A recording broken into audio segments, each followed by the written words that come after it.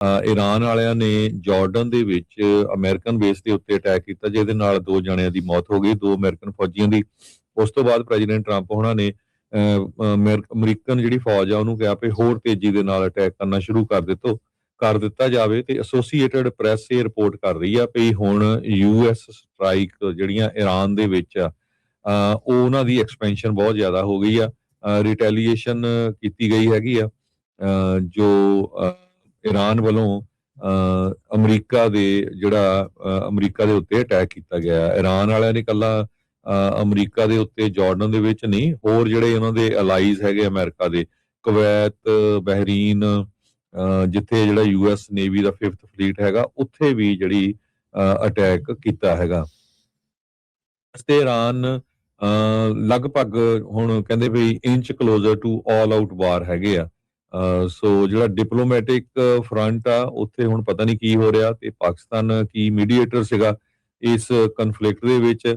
ਤੇ ਹੁਣ ਇਹ ਪਤਾ ਚੱਲਿਆ ਵੀ ਈਰਾਨ ਦਾ ਜਿਹੜਾ ਇੰਟੀਰੀਅਰ ਮਿਨਿਸਟਰ ਆ ਉਹ ਪਾਕਿਸਤਾਨ ਨੂੰ ਵਿਜ਼ਿਟ ਕਰਨ ਜਾ ਰਿਹਾ ਹੈਗਾ ਵੀ ਹੋਪਫੁਲੀ ਇਹਦਾ ਜਿਹੜਾ ਕੋਈ ਸੋਲੂਸ਼ਨ ਆ ਉਹ ਕੱਢਿਆ ਜਾਵੇ।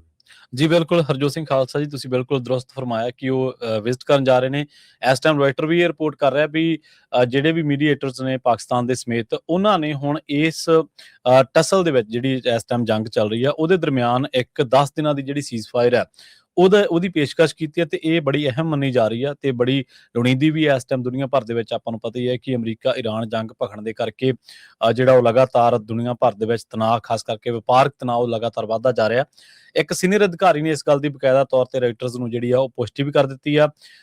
ਇਸ ਗੱਲ ਦਾ ਦਾਅਵਾ ਕੀਤਾ ਗਿਆ ਹੈ ਕਿ ਅਮਰੀਕਾ ਦੇ ਨਾਲ ਇਸ ਤਣਾਅ ਨੂੰ ਘਟਾਉਣ ਦੇ ਲਈ ਇੱਕ ਮਤਾ ਜਿਹੜਾ ਭੇਜਿਆ ਗਿਆ, ਇਹਦੇ ਵਿੱਚ ਇਹ ਗੱਲ ਦੱਸੀ ਗਈ ਆ ਵੀ ਪਿਛਲੇ ਦਿਨਾਂ ਦੇ ਵਿੱਚ ਜਿਹੜੀ ਇੱਕ ਜੰਗਬੰਦੀ ਲਾਗੂ ਹੋਈ ਸੀ ਉਹਨੂੰ ਸੁਰਜੀਤ ਕਰਨ ਦੇ ਤਰੀਕੇ ਲੱਭਣ ਦੇ ਲਈ ਤੇ ਇਹਦੇ ਲਈ, ਤੇ ਜਿਹੜਾ ਹੁਣ ਤਣਾਅ ਇਹਨੂੰ ਘੱਟ ਕਰਨ ਦੇ ਲਈ, ਇਹਨੂੰ ਘਟਾਉਣ ਦੇ ਲਈ, ਖਤਮ ਕਰਨ ਦੇ ਲਈ 10 ਦਿਨਾਂ ਦੀ ਜਿਹੜੀ ਸੀਜ਼ਫਾਇਰ ਹੈ ਉਹ ਦੋਨਾਂ ਜਿਹੜੀਆਂ ਧਿਰਾਂ ਨੇ ਉਹਨਾਂ ਨੂੰ ਪੇਸ਼ਕਸ਼ ਕੀਤੀ ਜਾਵੇ। ਇਸ ਸੰਬੰਧ ਦੇ ਵਿੱਚ ਦੁਨੀਆ ਭਰ ਦੇ ਜਿਹੜੇ ਹੋਰ ਮੁਲਕ ਨੇ ਜਿਹੜੇ ਇਸ ਮਾਮਲੇ ਦੇ ਵਿੱਚ ਪਹਿਲਾਂ ਵੀ ਮੀਡੀਏਟਰਸ ਦਾ ਕੰਮ ਕਰਦੇ ਰਹੇ ਨੇ, ਜਾਂ ਅਮਰੀਕਾ ਨੂੰ ਜਾਂ ਇਜ਼ਰਾਈਲ ਨੂੰ ਜਾਂ ਕਿਸੇ ਵੀ ਤਰੀਕੇ ਦੇ ਨਾਲ ਈਰਾਨ ਨੂੰ ਇਸ ਗੱਲ ਉੱਤੇ ਲਿਆਉਂਦੇ ਰਹੇ ਕਿ ਇਹ ਜਿਹੜੀ ਜੰਗ ਆ ਉਹ ਕਿਸੇ ਵੀ ਤਰੀਕੇ ਦੇ ਨਾਲ ਨਾ ਤੁਹਾਡੇ ਹੱਕ ਦੇ ਵਿੱਚ ਆ, ਨਾ ਅਮਰੀਕਾ ਦੇ ਹੱਕ ਦੇ ਵਿੱਚ ਆ, ਤੇ ਨਾ ਹੀ ਦੁਨੀਆ ਦੇ ਹੱਕ ਦੇ ਵਿੱਚ ਆ। ਸੋ ਹੁਣ ਮਸਲਾ ਕਾਫੀ ਭਖ ਗਿਆ ਸੀਗਾ। ਅਮਰੀਕੀ ਫੌਜੀਆਂ ਦੀ ਮੌਤ ਤੋਂ ਬਾਅਦ ਅਮਰੀਕਾ ਦੇ ਵਿੱਚ ਵੀ ਜਿਹੜੇ ਲੋਕ ਨੇ ਉਹ ਇੱਕ ਵਾਰੀ ਟਰੰਪ ਪ੍ਰਸ਼ਾਸਨ ਉੱਤੇ ਦਬਾਅ ਬਣਾਉਣ ਲੱਗੇ ਨੇ। ਪੈਂਟਾਗਨ ਨੇ ਹਾਲਾਂਕਿ ਜਿਹੜਾ ਮਾਰਿਆ ਗਿਆ ਫੌਜੀ ਆ ਉਹਦੀ ਜਿਹੜੀ ਆਇਡੈਂਟੀਟੀ ਆ ਉਹ ਵੀ ਰਿਲੀਜ਼ ਕਰ ਦਿੱਤੀ ਹੈ, ਉਹਦੇ ਬਾਰੇ ਵੀ ਆਪਾਂ ਤੁਹਾਨੂੰ ਦੱਸਦੇ ਹਾਂ। ਪਰ ਇਹ ਜਿਹੜਾ ਹੁਣ ਇਹ ਪ੍ਰਸਤਾਵ ਭੇਜਿਆ ਗਿਆ, ਮਤਾ ਭੇਜਿਆ ਗਿਆ, ਇਹਦੇ ਨਾਲ ਉਮੀਦ ਇਹ ਬੱਝੀ ਹੈ ਵੀ ਸ਼ਾਇਦ ਆਉਣ ਵਾਲੇ ਕੁਝ ਘੰਟਿਆਂ ਦੇ ਵਿੱਚ ਇਹ ਦੋਵੇਂ ਧਿਰਾਂ ਜਿਹੜੀਆਂ ਨੇ ਉਹ ਜੰਗਬੰਦੀ ਲਈ ਰਾਜ਼ੀ ਹੋਣਗੀਆਂ। ਜਦੋਂ ਇਹ ਰਾਜ਼ੀ ਹੋਣਗੀਆਂ ਤਾਂ ਦੁਨੀਆ ਦੇ ਵਿੱਚ ਜਿਹੜੀਆਂ ਕਰੂਡ ਆਇਲ ਦੀਆਂ ਕੀਮਤਾਂ ਨੇ ਜਾਂ ਹੋਰ ਜਿਹੜਾ ਵੀ ਵਪਾਰਕ ਲੈਣ ਦੇਣਾ, ਖਾਸ ਕਰਕੇ ਜਿਹੜਾ ਸਟੇਟ ਆਫ ਹਾਰਮਜ਼ ਦੇ ਰਾਹੀਂ ਹੁੰਦਾ, ਉਸ ਦੇ ਵਿੱਚ ਵੀ ਇੱਕ ਵਾਰੀ ਫਿਰ ਤੋਂ ਜਿਹੜੀ ਆ ਉਹਦੇ ਖੁੱਲਣ ਦੀ, ਉਹਦੇ ਚੱਲਣ ਦੀ ਜਿਹੜੀ ਉਮੀਦ ਆ ਉਹ ਜਾਗੂਗੀ। ਸੋ ਬਹੁਤ ਅਹਿਮ ਇਸ ਟਾਈਮ ਪੜਾਅ ਦੇ ਵਿੱਚ ਇਹ ਜੰਗ ਜਿਹੜੀ ਆ ਪਹੁੰਚ ਚੁੱਕੀ ਆ। ਅਮਰੀਕਾ ਦੇ ਉੱਤੇ ਖਾਸ ਕਰਕੇ ਟਰੰਪ ਪ੍ਰਸ਼ਾਸਨ ਦੇ ਉੱਤੇ ਵੀ ਦਬਾਅ ਕਿ ਉਹ ਇਸ ਦਾ ਜਲਦੀ ਤੋਂ ਜਲਦੀ ਕੋਈ ਹੱਲ ਆ ਜਿਹੜਾ ਉਹ ਪੇਸ਼ ਕਰੇ।